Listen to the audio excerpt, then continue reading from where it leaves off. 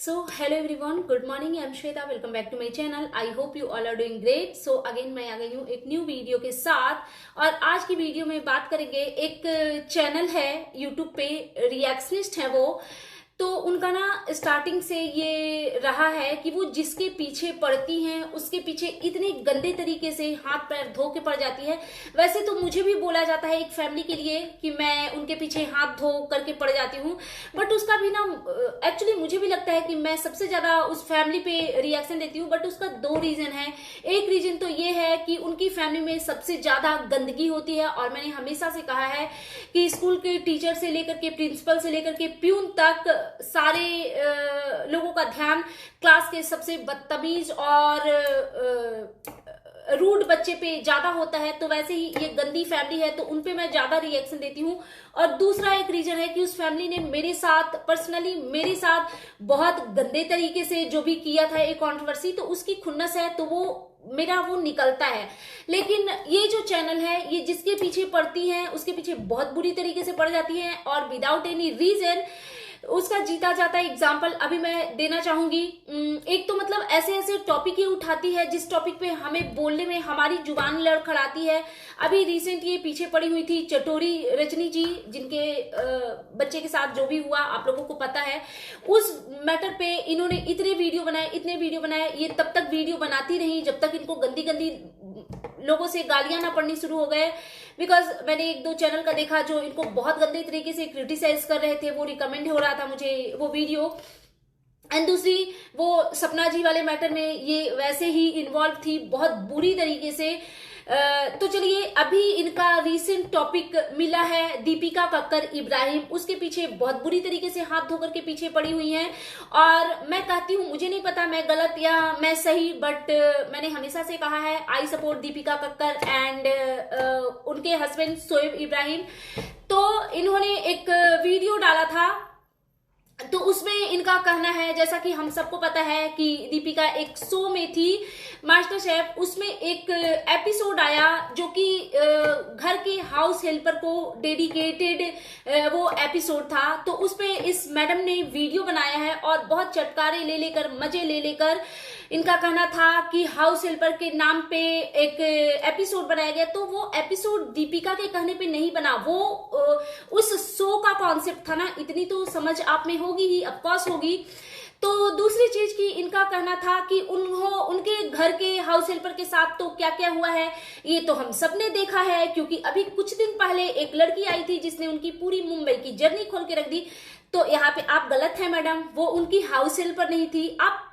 आप मतलब उनकी वीडियो देखते हो ना, आप इतना उनके ऊपर रिसर्च करते हो, इतनी रिएक्शन बनाते हो उनके ऊपर, और आपको ये पता ही नहीं था कि वो जो लड़की थी वो कोई हाउस हेल्पर नहीं थी मैडम, वो फैशन डिजाइनर थी। आपको समझ में आता है फैशन डिजाइनर क्या होता है? आसमान जमीन का डिफरेंस होता है हाउस हेल्पर में और एक फैशन डिजाइनर में, समझी? तो एक तो आप यहाँ पे गलत थी। और उस लड़की ने जो भी राज खोले दो चार वीडियो में, तो ऐसा ये पहली बार नहीं हुआ है कि किसी सेलिब्रिटी के पीछे कोई इस बुरी तरीके से हाथ धोकर पड़ा है। अगर हम कुछ टाइम बैक में जाएं तो ऐसा एक हमने हिना खान के लिए भी सुना था कि उनको लेकर के भी कुछ कंट्रोवर्सी हुई थी।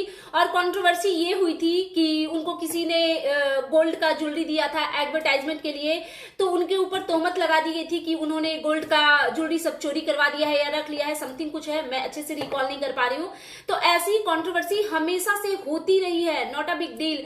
ये कुछ नया नहीं है कि सेलिब्रिटी के ऊपर कोई तोहमत ऐसे लगा रहा है, तो उन सब चीजों को मैं बिल्कुल सच नहीं मानूंगी। फिर दूसरा इन्होंने कहा कि इन्होंने पता नहीं हाउस हेल्पर से किस किस को जोड़ दिया।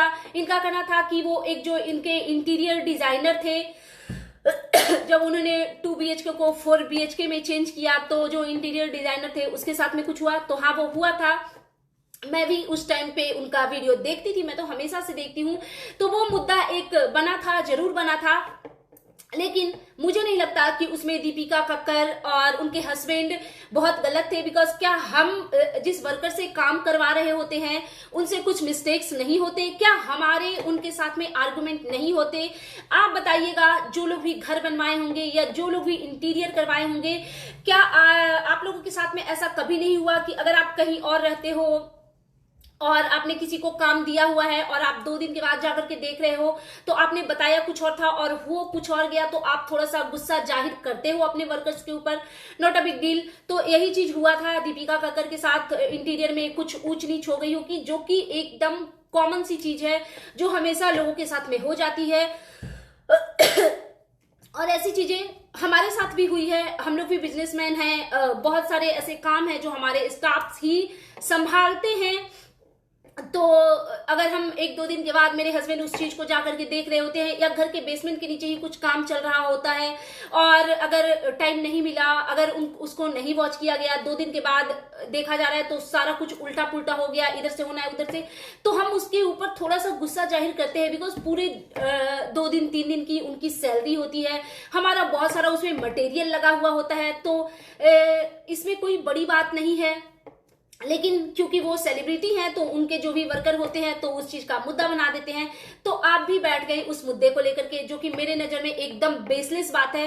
बिकॉज मुझे नहीं लगता कि कोई अपने घर में वर्कर रखा होगा, किसी भी तरीके का काम करवाया होगा तो 110% सारी चीजें स्मूथली निकलती है। नहीं, कभी कभी आपके आर्गुमेंट्स आपस में हो जाते हैं, नॉट अ बिग डील। फिर सेकेंड पार्ट पे आते हैं। इन्होंने कहा कि मैडम ने वहां पे, दीपिका ने वहां पे बहुत झूठ बोले, अपनी मदर इन लॉ के बारे में बोला कि इनकी मदर इन लॉ इनको बना के खिलाती हैं। तो उन्होंने उस टाइम के जब फरहा खान ने उनसे क्वेश्चन किया कि जब आप शादी में ससुराल गई थी तो वहां आपने क्या बना करके खिलाया था, उसके बारे में उन्होंने बोला था कि वहां पे इनको बहुत पैम्पर किया जा रहा था, बिकॉज ये नई नई दुल्हन थी वो, तो वहां पे इनको कुछ करने नहीं दिया गया था और ये सारी चीजें। तो और अगर इन्होंने झूठी तारीफ करी भी तो कौन सी गलती कर दी, बिकॉज अगर हम अपनी फैमिली से प्यार करते हैं, हमें अपनी फैमिली को जोड़ कर रखना है, तो हम पब्लिक प्लेटफॉर्म पे उसकी तारीफ ही करेंगे, हम बुराई नहीं करेंगे।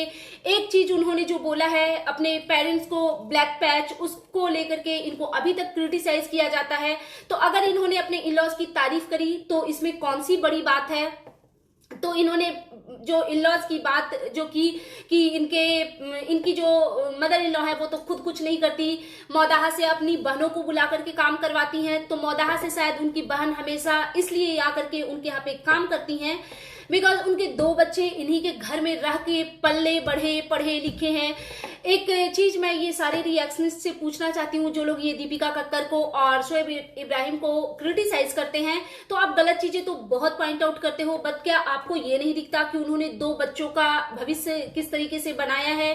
मुंबई जैसे शहर में रह करके अपने मौसी के बच्चे को, 2 बच्चे को रहना, पढ़ाना, लिखाना, क्या ये आपके नजर में बहुत छोटी चीज है? क्या आप इस रिस्पॉन्सिबिलिटी के लिए रेडी हो कि आप किसी के बच्चे को ला करके उनके पेरेंट्स बन सको? आज के डेट में सवा भी अर्न कर रही है, बट जिस टाइम इन लोगों ने उन बच्चों को लाया था उस टाइम पे सिर्फ दीपिका और शोएब ही अर्निंग कर रहे थे, बाकी सवा की अर्निंग नहीं हो रही थी। वो तब से होने लगी जब वो यूट्यूब पे आई हैं। तो यहाँ पे भी मुझे नहीं लगता कि उसमें कुछ गलत है, जिसके 2 बच्चे उस घर में पल रहे हैं। और ये जो दीपिका की जो मदर इन लॉ है, हालांकि वो मुझे पसंद नहीं है, लेकिन हैवी बॉडी है यार, एज भी हो गई, तो अगर उनसे काम नहीं होता है तो इसमें भी कोई बड़ी बात नहीं है। बिकॉज उस एज में आते आते लोग थक जाते हैं, ठीक है।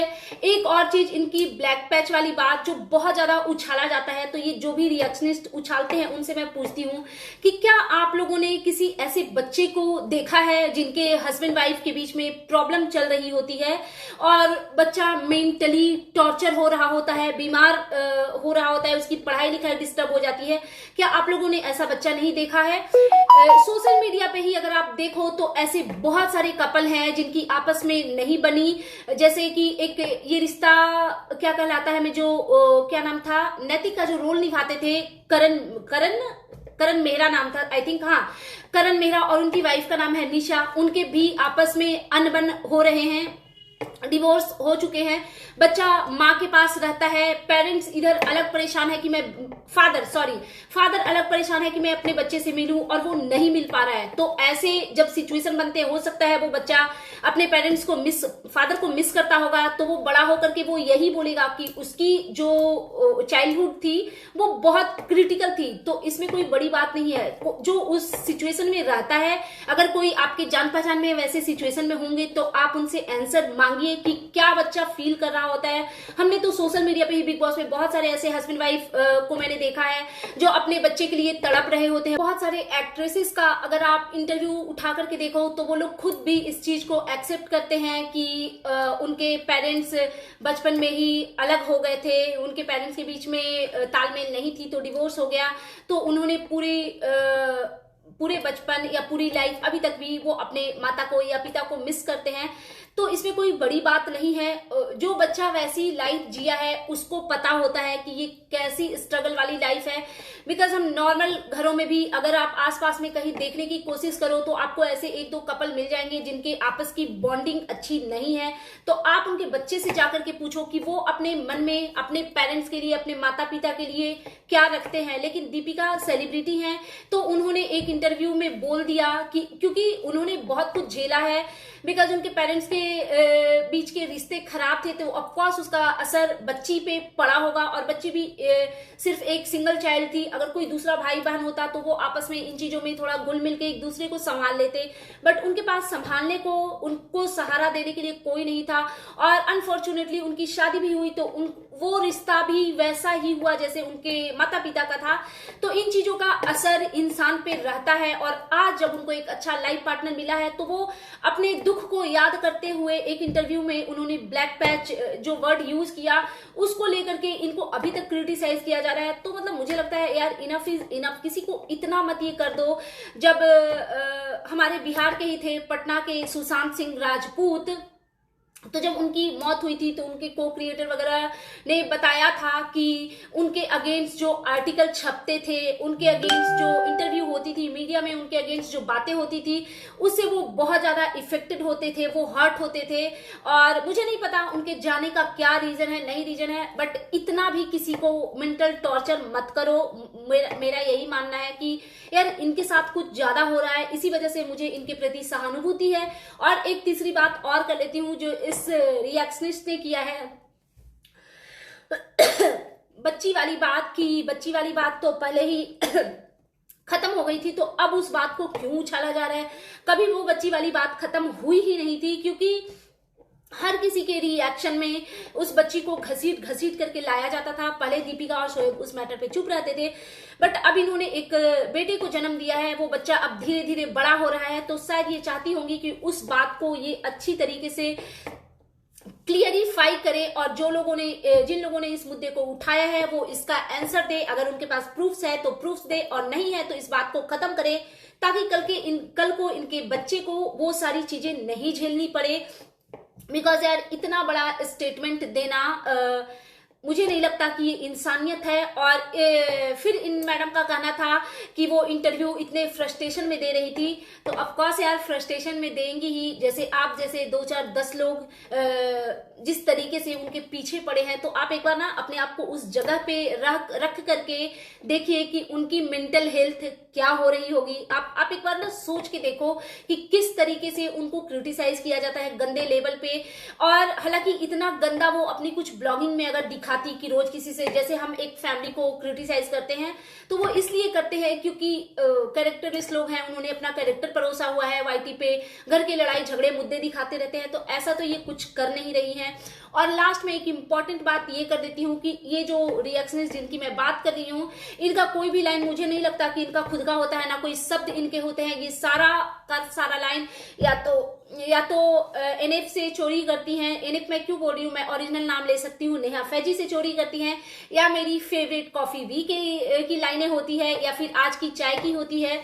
क्योंकि मैडम, जनाब, ये सारे नाम उन्होंने ही दिए हैं, जो भी ये लाइनें बोलती है।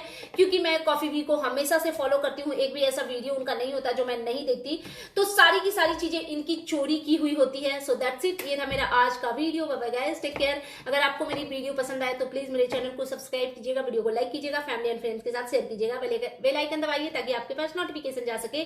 Thanks for watching, bye bye guys, take care.